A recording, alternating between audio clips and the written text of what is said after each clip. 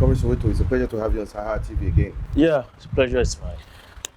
Let me get your response to President Bola Tinubu's statement that it is unacceptable for labor unions to call for a strike within the first 9 months of an administration.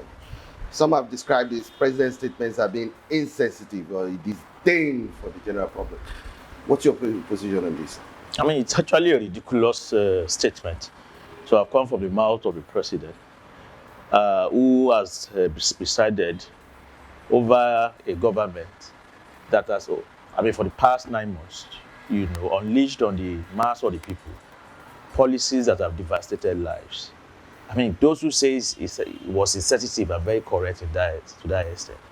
But apart from that is that this individual is actually accusing the labor unions of what he himself, has done in the past.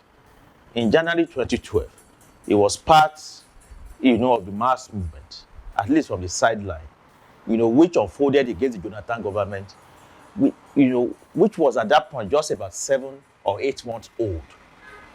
And it was on the same issue of fuel subsidy removal. You had a general strike that lasted for more than 4 or 5 days, and a mass protest that lasted almost 9 days in the month of January. President Tinubu, who at that time was an opposition leader, spoke in favor of the mass movement, condemned the policy of subsidy removal, and he saw nothing wrong, in the general strike unfolding at that period. So for him to say that at this time, it only shows, he's trying to play on the intelligence of people. But then we have to say things as they really are. If the labor leadership had fought courageously, if they had not suspended the protest on the second day, I'm not sure that President Tinubu would be able to say what he said yesterday. But because they gave him the chance, to speak, to gloat, that is why he's doing what he's doing. And that should be a lesson to the labor leadership, but also to the mass of Nigerian people, that we have to struggle. Next time we go back to the barricades, then we have to ensure that we fight until we win victory. Your organization and other civil society movements were on the streets a day before the NLC's protest itself, right? Yeah. NLC had come out the next day after their protest to say they have achieved their objective. Do you think NLC had actually achieved their objective as that protest was concerned? It's shocking to me when you, have the NLC president or the NLC NEC, because it was actually the NEC that said that, say that the protest had accomplished its objective. Because even from, according to the NLC itself, when it declared the national protest on February 8th, the objectives that were stated, were very clear. It was going to be a protest against the growing hardship and hunger in the country. I'm not aware that since 27th of February, that the hunger in the land has abated. I'm not aware that all of the issues, fuel price and coal, have gone down. Rather, inflation continues to rise. In fact, the IMF says that headline inflation could get to as high as 44% by the end of this year. So nothing has been resolved. So to that extent, I don't think that the NLC NEC is right. In fact, what I think the NLC NEC ought to have said, is that, the protest on the first day has demonstrated the desire of the working people of Nigeria to fight tenaciously for their interests. And that, therefore, should have been an encouragement for the NLC, not just to allow the 2-day protest to run its course, but also to begin to prepare for a general strike immediately. Because prior to now, the excuses and complaints from the labor leadership, if people can still remember, is that even when they want to fight, Nigerians are not ready. Now you then find Nigerians being ready to support you. We saw the example in Lagos on 27th. Everywhere the protest or the procession got to, you had resounding support and applause for the mass of the people. In fact, if there was a general strike, I'm very certain that more than 60% of the population of Lagos would have come out to join the protest on 27th of February. That was how much people were in support of the movement. So, to that extent, I think that the NLC was very, very wrong. And they have to do a lot. They have to take all the steps that is needed to correct that impression and to ensure that we get back to the barricades as soon as possible.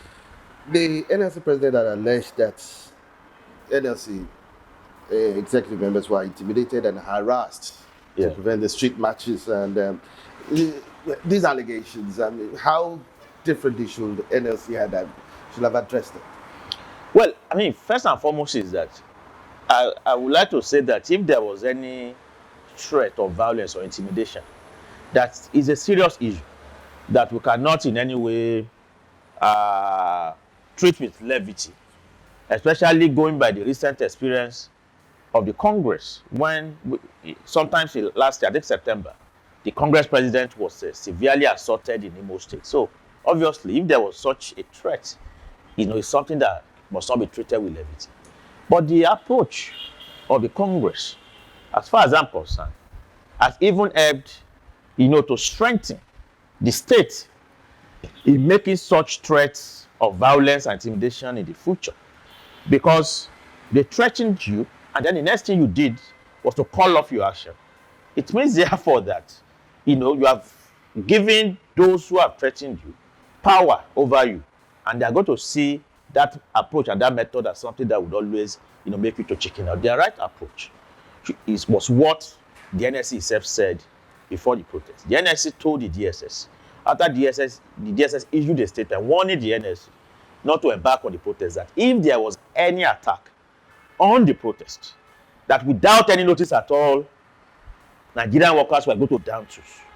That should have been the approach of the NLC, even in this case. And it's shocking that an NLC leadership that said this prior to the two-day protest could not put their own words into action when they were faced with the situation that they had already foreseen. And that's to tell you the complete, I'd like to just use a very civil word, the spinelessness, of the leadership of the Nigerian workers.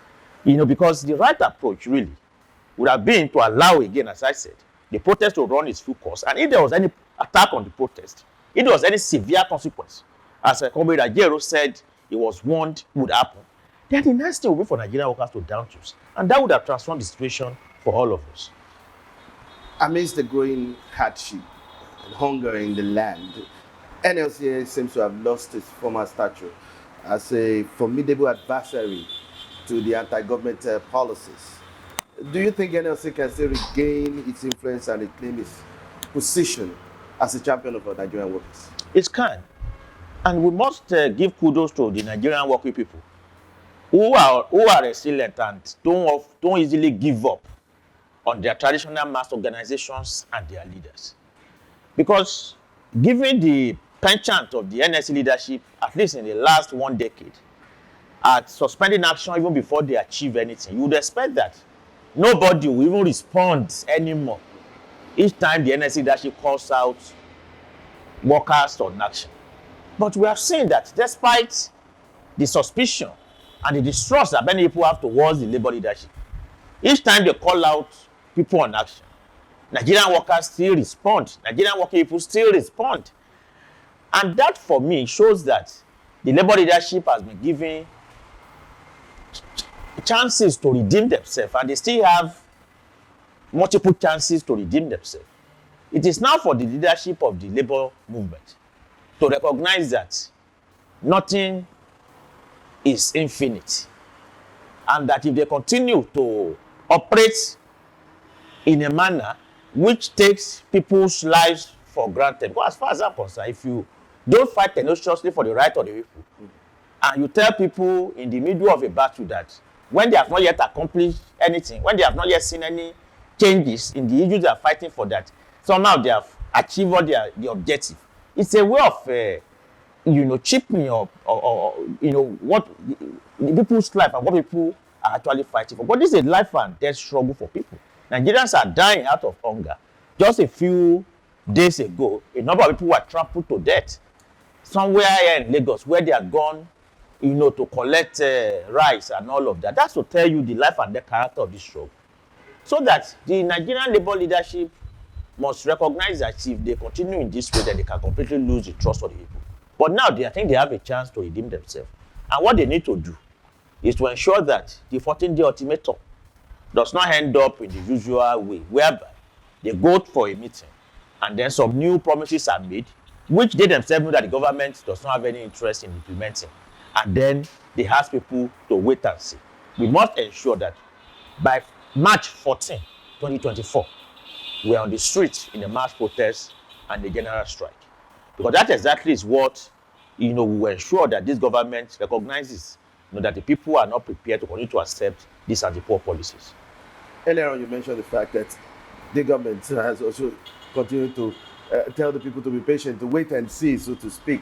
And despite the growing hardship in the land, uh, the president, in his statements, actually said he was going to continue with its reform with regards to the neoliberal policies of the regulation and the floating of the exchange rate, which has affected Nigeria's economy. Let's just get your reaction on this president's adamant as far as following up on this reforms is concerned. Well, I think the statement made by the president yesterday is very crucial. Because again, it shows why it was ridiculous for the NLC NEC to have, concluded that somehow the protests, the one-day protest has achieved its objective. And it also shows how it is even far more ridiculous that an extra 14 days ultimatum was given to a government, which over the last 9 months has simply been playing ping pong with the leadership of the TUC and the NLC over their demands. And the president's statement yesterday shows that this 14 days ultimatum, whatever meetings are called, whatever discussions are had with the labor leadership, it will not be with the interest of reversing any of those policies. It will simply be with the interest of just keeping the labor movement busy, so that they will not have time, to mobilize for action. And I think that Comrade Ajero himself, made this point at the press conference on the 28th of February, when he said that never again would the NLC accept to go for a meeting with the federal government as soon as they have declared for a general strike or a national protest, because they are saying that the strategy, the age-old strategy of the ruling elite is to ignore the labor leadership for months or weeks. And then once they declare an action, on the eve of that action, they begin to invite them for meetings, and the meetings will last to the middle of the night with the intention to wear down the leadership so that they will not have time to mobilize for the action that they actually want to carry out. And they have seen this happening time and time again, but they continue to fall for it. You are actually dealing with a ruling elite and a regime that is not prepared actually to change fundamentally those policies that they have unleashed. The best they can do is to just give some concessions, palliatives here and there, that doesn't get to the vast bulk of the population. And the president's statement yesterday completely confirms it, that you are not going to get them to reverse these policies unless you are prepared to fight them to the last. Not just by street protest, but by general strike that shut down this country, but also by immediately building a political alternative towards putting the working class in power and hoisting this government. Because the ruling elite, they are completely agreed on this. It is not just a Tinubu policy that we are faced with. Or it's only removal, division of the other. It's not just Tinubu's policy. It is not just APC's policy. It's the policy of the entire Nigerian capitalist ruling elite and the imperialist backers, the IMF and World Bank. It's the policy of the PDP, for instance. Tragically, it's the policy of Peter Obi and the Labour Party, which is meant to be the party of opposition in the last general election.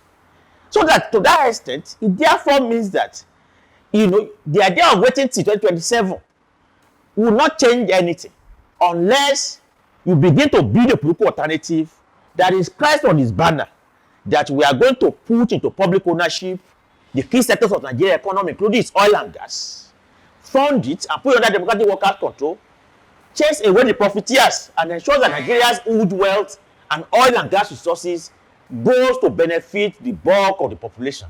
It's only a political party that inscribes this kind of manifesto on its banner, that can ensure that we have a turnaround. And none of these people are prepared to do that. So what that therefore means is that Labour's approach to the struggle must be in two phases. The protests and the strikes, which is to continue to fight for the concessions that are possible, but also a political preparation for the working class to take political power and run Nigeria according to the manifesto that can ensure that Nigeria's resources goes to benefit the mass majority of the population. Because as it is today, as Tinubu said yesterday, none of the members of the elite are prepared to do this. So only the working people can do this for themselves. The administration's economic policies are exacerbating poverty to a very large extent. And some feel that this may serve as a political manipulation, a tool for political manipulation. Could you elaborate, help us get this from a right perspective. And what are the potential consequences for Nigeria's social fabric and political stability if this government continues with its reforms? It's complete catastrophe that we are inching towards. Nigeria is on the precipice as it is today. Economically, lives are being destroyed. The former middle classes are being thrown into the mass of the poverty-stricken working class. The old working class, which used to afford at least 2 square meals, is being thrown onto the scrap heap, with many actually fainting from hunger. And of course, the poorest section of the population, you can't even begin to tell where they are now. In that kind of situation, the social fabric of society cannot hold. Crimes and criminality, violence of all sorts are going to happen. An explosion in criminalities of all sorts, in violence, is what we are going to be faced with in the coming period. A few days ago, one of the people who went to a facility to buy a customs facility in Lagos to buy 25 kg of rice for 10,000 naira, which is part of the starch of a seized bags of rice that the customs have seized over the years. A student of UNILAG narrated her ordeal and her experience. And she made the point that old people who were as old as her own parents were trampling on her, not minding whether she would lose her life in the process, and that she was shocked at the way the animal in people, the monster in people became accentuated in a desperate condition of want at that level of that place. And that is a snapshot of how the social fabric of the country, of society, cannot hold in this kind of situation. You are going to be shocked at what neighbors will do to each other. You are going to be shocked at what parents will do to children, or what children will do to parents, or what wives will do to husband, and the other way around. And we're already seeing it. Haven't we seen a situation where children are using their parents for rituals in this country? Haven't we seen just a few days ago, somewhere in the southeast, a father shot a son to death because the poor young man ate the last meal in the kitchen? That is barbarism. And that is why Rosa Luxemburg continues to be right, that for society today, it is either barbarism or socialism. Unless the struggle that we are waging today is able to lead to a complete transformation in the economic system of Nigeria, replacing this very inequitable capitalist system that is producing this desperate condition with a democratic socialist alternative, then if we are not careful, barbarism will be, the lot for all of us. And that barbarism will not just be on the economic side alone. Politically, it will also manifest. All of the crises that you are seeing in the part of the north, the herdsmen farmers crisis, the banditries that you see and co, they are also going to spread, to the southwest as time goes on. Because these crises are product of wants and hunger anyway. And in the southwest, where you already have a layer of the young population, street urchins, the lout on the streets, who have no jobs but have been surviving on the street for a while now, in a situation where the street itself is not smiling, how can they survive? So that the process of them trying to survive that condition will mean that they will turn on every other person. So we must say, therefore, that the labor leadership cannot continue to maintain this approach of blowing hot and cold when the entire nation itself is imperiled. The struggle of the labor movement, of the working class, is the only thing that can help to save this country from all of this tragedy that I've just painted. And that is if that struggle is led diligently and seriously to win victory, and also if it's led actually to transform society along socialist lines. You have actually presented a grim outlook, and one begins to wonder, what steps do you think that this government should take at this point in time? And in fact, what demands do you think NLC should be making at this point in time in order to address these challenges and to prevent a potential explosion in the society? Thank you for that question, because it's a point that actually needs to be made, that it is one thing to even complain that NLC is not fighting seriously. It is another thing to even ask ourselves whether NLC is even fighting for things that can really transform the situation for all of us. Because the reality is that, if we don't get it right from beginning, then the journey will be a wasted effort. If you look at all of the demands that the NLC and TUC have put forward so far, whether the 17-point demand or the demand that they put forward at the October 2nd meeting, with the federal government last year, none of these demands actually addresses the fundamentals of the issues. All the NLC is asking for, the only concrete thing that you can see in any of the NLC or the NLC demand is the demand for a new minimum wage. Every other thing is about palliative, CNG, gas, propelled, whatever, and all of that. For the first time in the history of the labor movement in this country, the NLC and TUC have refused to challenge or call for the reversal of fuel price hike, which is the immediate cause of all of this problem. They have refused. And that's a tragedy, because it means that ideologically and politically, the labor leadership have acquiesced to deregulation as a neoliberal policy that cannot be challenged anymore.